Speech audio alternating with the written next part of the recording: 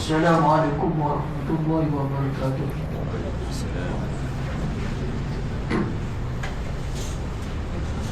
Alhamdulillah, wassalatu wassalamu ala rasulillah wa ala alihi wa sahbihi. Rabbi shrah li sadri wa yassir li amri wahlul 'uqdatam min lisani yafqahu qawli. Rabbana iftah bainana wa baina qawmina bil haqq wa anta khairul fatihin. Wallahu khairun hafizah wa huwa arhamur rahimin.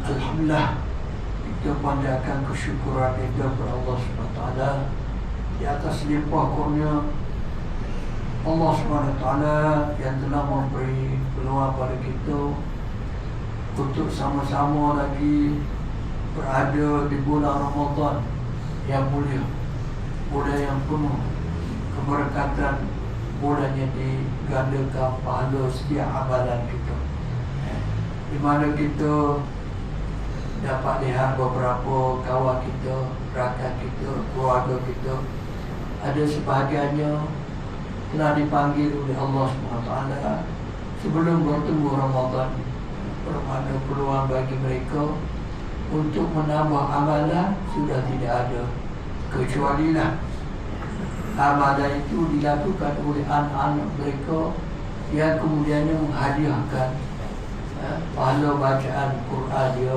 amalan dia dihadiahkan kepada keluarga dia, ibu bapa dia yang terlebih dahulu meninggalkan dia di dunia yang fana ini. Jadi kita bersyukur kepada Allah SWT di atas limpah kurnia Allah beri peluang pada kita untuk hidup lagi dan menambah amalan kita. Di mana pada malam pertama ni seperti biasa saya suka ingatkan pada diri saya dan juga tuan-tuan semua supaya niat puasa Ramadan itu kita niat sebulan. Saja aku puasa bulan Ramadan sekaliannya sebulan kerana Allah Ta'ala. Ini mengikut pendapat mazhab Maliki, di mana bagi sesiapa yang niat puasa bulan Ramadan, iaitu pada malam pertama niat sebulan sekali, maka pada malam-malam yang lain tidak apa kalau dia tak niat dah, dia kira dia niat sebulan sekali, sebulan seterusnya. Mana kalau dia terlupa niat pada malam kedua, malam ketiga, tak ada masalah kalau dia niat keseluruhannya. Jadi kita niat berdasarkan pada mazhab Maliki sebagai langkah berjaga-jaga, takut-takut kita tidak ingat pada malam kedua, malam ketiga ataupun malam-malam seterusnya. Kerana mengikut mazhab kita, mazhab Syafi'i, wajib niat tiap-tiap malam. Siapa yang tak niat pada malamnya, maka puasa besoknya tidak sah. Walaupun tidak sah, dia wajib juga menahan makan dan minum. Cuma ibadat puasa dia itu tak sah pasal apa? Dia tak niat pada malamnya. Jadi dia kena tonton. Itu kerugian lah. Cuma kita bagi mereka yang sembahyang sampai habis 20 rakaat, insya-Allah dia akan baca niat tu, nawaitu shaum ghad an ada fardhu Ramadan fi hadhihi sana lillahi ta'ala. Kemudian insya-Allah kalau kita habis ayat tarawih, bila imam nak tutup dengan selepas witir itu, imam akan baca lafaz doa tersebut dan menyebabkan kita akan jadi ingatlah. Begitu juga untuk malam pertama ini, kita disunatkan baca doa.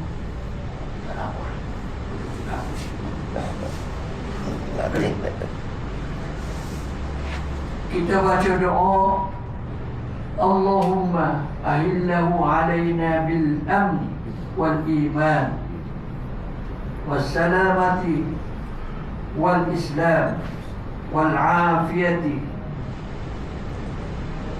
المجللة ودفاع الأسقام والعون على الصلاة والصيام وتلاوة القرآن. Kita minta tolong Allah SWT, minta doa kepada Allah supaya kekalkan iman kita, Islam kita, dan beri keselamatan pada kita, dan memberi kekuatan pada kita, memberi pertolongan pada kita untuk kita dalam bulan Ramadan ini sentiasa salat dengan sempurna, puasa dengan sempurna, dan kita ada peluang untuk membaca Al-Quran. Kerana ada ulama sufi kata, pasal apa seorang itu tidak dapat baca Quran? Dia tidak dapat baca Quran bukan dia tak pandai baca Quran, bukan dia tak dia baca Quran, tapi bagi mereka orang yang tak baca Quran bermakna Allah tak sedengar suara dia. Allah tak sedengar suara dia. Allah benci pada suara dia sehingga Allah tak bagi peluang dia baca Quran. Jadi kita berdoa kepada Allah di samping puasa, sembahyang dan sebagainya.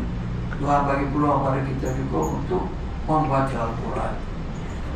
Allahumma sallimna li Ramadan. Kita minta selamat kita dalam bulan Ramadan ini.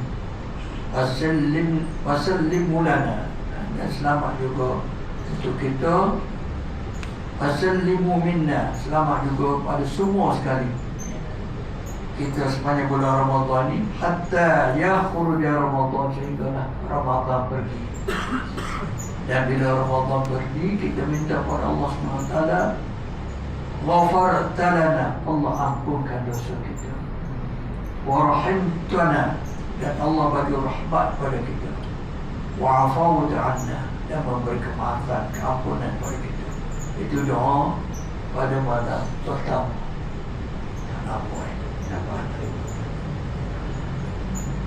Dan untuk tazkirah pada malam ini sebagai peringatan di samping niat kita tadi, yang keduanya saya akan sebut tentang cerita masa Nabi berdakwah di Taif. Masa Nabi berdakwah di Taif, di mana sebenarnya Nabi memilih Taif itu kerana di situ ada keluarga Nabi sebelah mak dia, sebelah ibu Nabi ada keluarga di Taif. Oleh kerana penduduk Mekah dikasih terima Nabi, maka Nabi sebagai satu usaha dia untuk mengembangkan Islam ni, cubalah untuk dapat sokongan penduduk Taif. Kerana di situ ada keluarga belah mak dia. Di malahnya bila Nabi sampai di Taif, Nabi dilontar dengan batu, dilontar dengan batu sampai berdarah. Nabi berdarah sampai Nabi diceritakan bahawa Nabi sampai tak boleh jalan, sehingga Nabi didukung, dikendung oleh Zaid. Zaid ini anak angkat Nabi. Nabi pergi ke Taif berdua dengan Zaid. Jadi Nabi pun bila orang Taif pun tak terima dia, lontar dia dengan batu, Nabi pun mengundurkan diri, balik semula ke Mekah.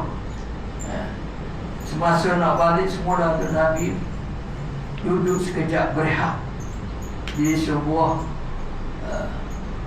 ladang kurma, di mana bila Nabi duduk situ, ada seorang pekerja ladang tersebut, pekerja ladang kurma tersebut. Ladang kurma itu diceritakan bahawa dimiliki oleh seorang hartawan daripada Madinah, Utbah dan Syaibah, di mana dia telah upah seorang lelaki untuk jaga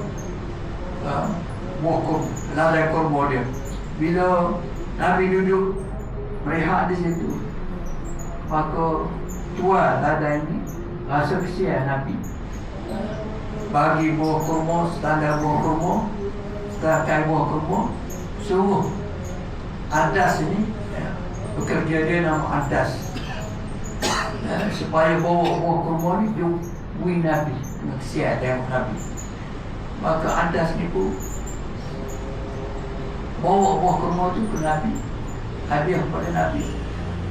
Bila Nabi nak makan buah kurma tu, Nabi sebut Bismillah. Nabi sebut Bismillah. Bila Andas masa tu tidak Islam, bila Andas dengar Nabi sebut Bismillah, dia tak aja dengar lagi orang Arab baca Bismillah. Itu pertama kali dia dengar pembacaan sebut puji Allah. Maka dia pun tanya Nabi, daripada mana? Kemudian Nabi tanya dia, kamu ni agama apa? Dia pun bagi tahu dia beragama Nasrani, dan dia berasal daripada Ninawa, satu tempat yang berada di sekitar kawasan itu juga nama dia Ninawa, iaitu kampung Nabi Allah Yunus alaihissalam. Bila Nabi dengar bahawa dia daripada kampung Ninawa, Nabi pun kata,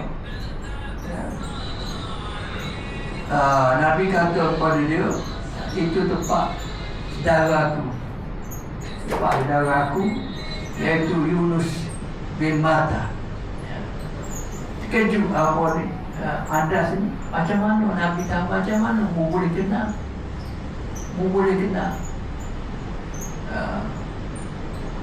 Nabi Yunus. Maka Nabi jawab, itu saudaraku Nabi Yunus, aku juga Nabi riwayat pada Andas. Pun bila Nabi kata begitu, terus sadar dengan Nabi, cium Nabi dan mengucap 2 kalimah syahadah, memeluk Islam. Andas Nabi nak pergi dakwah di Taif, nak ajak penduduk Taif memeluk Islam, tapi dipukul dengan batu apa semua. Tapi di tengah Nabi duduk berhenti rehat, tiba-tiba ada seorang lelaki yang bawa buah kurma pada Nabi. Bila Nabi nak makan buah kurma tu, Nabi ucap Bismillah. Dia pun tertarik dengan ucapan tersebut kerana tak pernah dengar perkataan Bismillah. Bila tanya, barulah dia tahu ini Nabi. Dan akhirnya dia masuk Islam. Bagi mereka yang pergi mengerjakan umrah, mungkin akan dibawa melawat tempat Nabi berteduh pokok kurma itu, dan di situ ada sebuah masjid, Masjid Andas di Taif. Berkuat Masjid Andas. Dan itulah walaupun Nabi tidak diterima oleh penduduk Taif, tapi dalam usaha dakwah Nabi berserah pada Allah SWT, dan berdarahnya Nabi kerana dibongkar dengan batu sehingga ada malaikat dioffer pada Nabi, wahai Rasulullah, mu benarkanlah aku akak bukit Uhud, aku pergi rebah atas penduduk Taif. Mereka offer pada Nabi, minta izin pada Nabi, kalau mu izinkan aku akan pergi akak bukit besar, aku pergi akan ke rumah atas penduduk Taif, yang aku habis penduduk Taif. Tapi apa jawab Nabi? Nabi tak izinkan, Nabi tak benarkan mereka buat gitu. Nabi berdoa pula, biarlah penduduk Taif yang tua-tua ni tak terima aku harap anak cucu-cucu dia nanti akan menerima ajaran Islam. Nabi tak terima. Bahkan pada diriwayatkan juga Nabi asal tu darah menencik keluar, Nabi tak benarkan darah dia itu titik ke bumi, kerana Nabi dengar ada malaikat yang kalau tengok darah Nabi titik bumi, dia akan pergi menghancurkan penduduk. Nabi tanya, itu kehebatan Nabi kita, kasih sayang Nabi kita kepada umat dia, dan kita amat berdoa dengan usaha kegigihan Nabi dan para sahabat sehingga Islam sampai pada kita. Islam sampai pada kita ni bukan dengan cara yang mudah. Nabi tumpah darah, sahabat-sahabat tumpah darah, ramai yang terkorban dalam peperangan-peperangan, di mana setiap Nabi, masa Nabi berada di Madinah, hampir setiap masa ada peperangan, sama ada kecil ataupun besar, pertumpahan darah sehingga Islam sampai pada kita. Kerana itulah usaha Nabi dan juga para sahabat itu besar pahalanya, dan kita sama-sama bersyukur dengan memperbanyak selawat pada Nabi dan juga para sahabat Nabi. InsyaAllah tidak sedikit kita sekiranya mudah-mudahan memberi manfaat kepada kita. Wallahu a'lam.